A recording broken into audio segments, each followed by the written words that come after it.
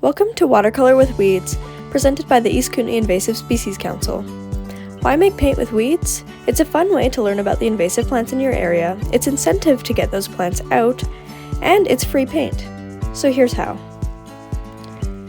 The first step is to search for pigmented flowers, stems, leaves, and roots. Some of the ones that we used were Dame's Rocket, Blueweed, Orange Hawkweed, Oxeye Daisy Leaf, and Creeping Bellflower, but there are surely more you could try.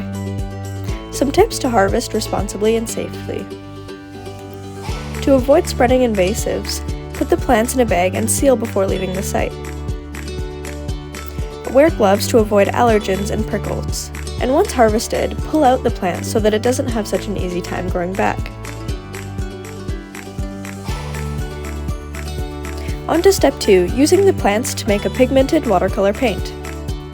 Firstly, crush or chop your flowers, leaves, or roots.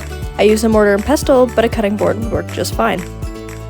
In a pot, fill with water until your plant parts are just covered. Turn up the heat and simmer for 15 to 30 minutes, depending on how dark you want your color.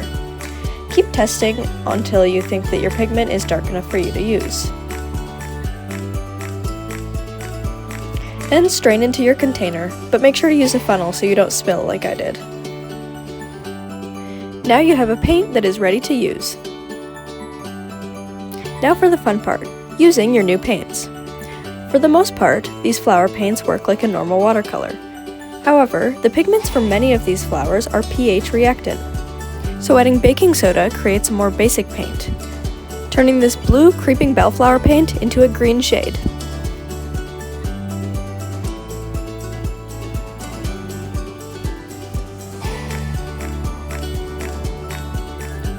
On the other hand, lemon creates a more acidic paint.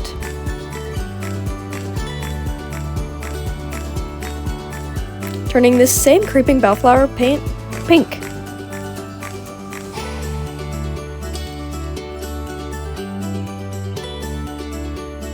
And voila, a wide range of colors just from one plant. Don't forget to refrigerate your paint for it to last 2 to 3 months, otherwise it will mold very quickly. And enjoy painting with weeds. Look at EKISC.com for more resources on invasive species.